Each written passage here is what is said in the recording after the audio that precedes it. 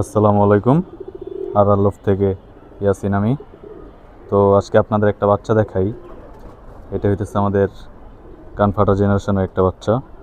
তো বাচ্চাটা এবার সম্ভবত চুইঠাল হয়েছে। তো বাচ্চাটা মা হঠাৎ ডিম পাড়ায় দেখেন কি অবস্থা করছে।